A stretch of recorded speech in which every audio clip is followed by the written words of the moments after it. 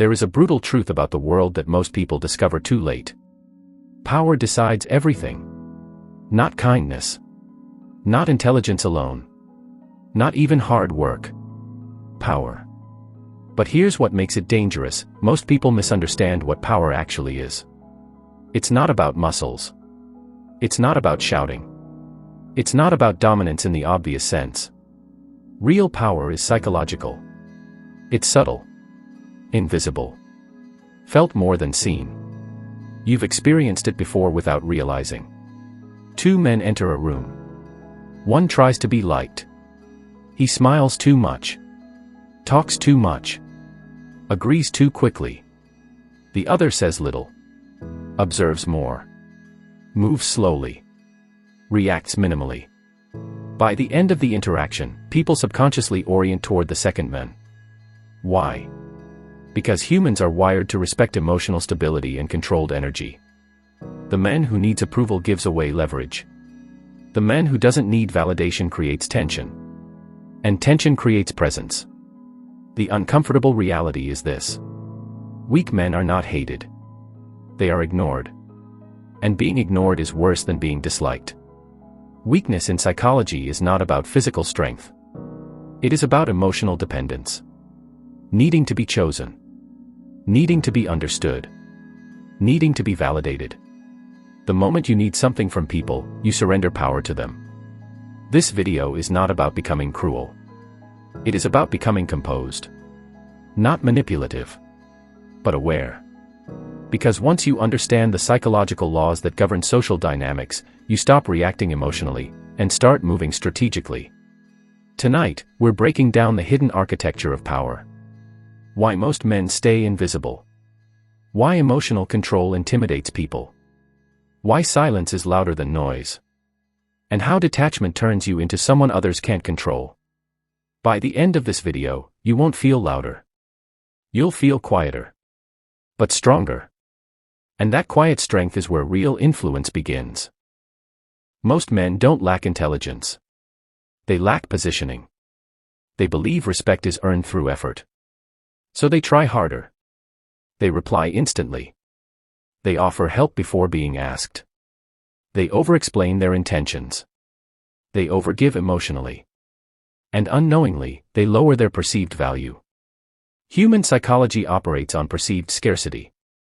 If something is always available, it is rarely respected. Think about it. The friend who is always free. The guy who always agrees. The person who always answers within seconds. Predictability removes tension. And tension is what creates interest. When you are constantly available, people stop chasing your attention because they already have it. The deeper issue is approval-seeking. Approval-seeking behavior is subtle. It sounds like, I just want everyone to be good with me. I don't like conflict. I just want to be understood. But underneath that is fear. Fear of rejection. Fear of isolation. Fear of being disliked. And fear leaks through behavior. When someone senses you fear losing them, your value drops. Not consciously. Subconsciously. Because humans are wired to respect those who can survive independently. The man who can walk away is perceived as powerful. The man who clings is perceived as replaceable. Weakness is not being emotional. Weakness is being emotionally dependent on external validation. Strong presence comes from internal validation. When you validate yourself, you stop performing. You stop trying to impress. You stop overproving your worth. And ironically, that's when people start noticing you. Invisible men are often good men. But goodness without boundaries becomes compliance. And compliance rarely commands respect. The shift begins when you stop asking, how can I be liked? And start asking, do I even approve of this situation? That mental shift changes your posture, your tone, your pacing. And people feel it instantly. Silence is uncomfortable for most people. Which is exactly why it is powerful. When a room goes quiet, weak personalities rush to fill the gap. They joke. They ramble. They overshare. But powerful individuals understand something critical. Silence creates psychological pressure.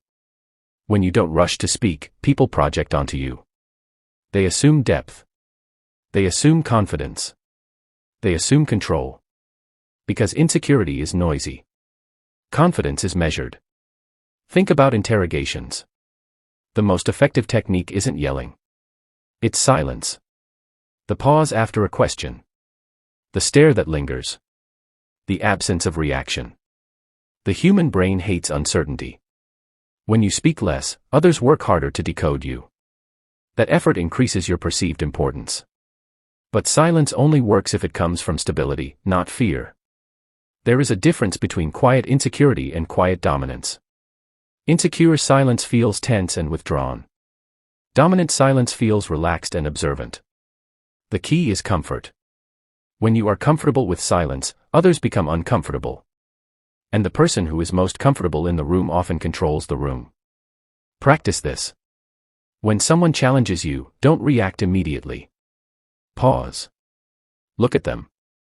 Respond calmly, or not at all. You'll notice something fascinating. The emotional aggressor loses momentum. Because they expected friction. Not composure. Silence is not about being passive. It's about choosing when to engage. And choosing not to engage is often the strongest move. If someone can control your emotions, they control you. It's that simple. Most men lose power not because they are weak, but because they are reactive. They react to insults. They react to disrespect. They react to being ignored. They react to jealousy. And every reaction reveals a vulnerability. Emotional reactions are information leaks. When you get angry too quickly, people learn what triggers you. When you get defensive, people learn your insecurities. When you get jealous, people learn what you fear losing. And once someone knows your triggers, they can press them whenever they want. Emotional discipline is not suppression. It is control. Suppression is pretending you don't feel. Control is choosing how you respond. There's a difference. Powerful individuals still feel anger. They still feel hurt. They still feel desire. But they do not let those emotions dictate visible behavior. Why? Because visible instability reduces perceived dominance. Think about the most intimidating person you've met. Were they loud? Or were they calm? Calmness under pressure signals one thing. I am not threatened. And the human brain respects those who are not threatened. When someone insults you and you explode, you confirm their attack hit something real. But when you remain calm, slightly amused even, you create doubt. Now they wonder. Why didn't that affect him? That question shifts the power dynamic. Most arguments are not about logic. They are emotional competitions. Whoever loses emotional composure first loses leverage. Master this principle. Never give someone the satisfaction of visible emotional control over you. That doesn't mean becoming robotic. It means increasing the gap between stimulus and response. Pause before reacting. Breathe before replying. Observe before deciding. The pause is power. Because in that pause, you choose your move instead of being controlled by impulse. The man who controls himself cannot easily be controlled by others. Attachment creates fear. Fear creates weakness.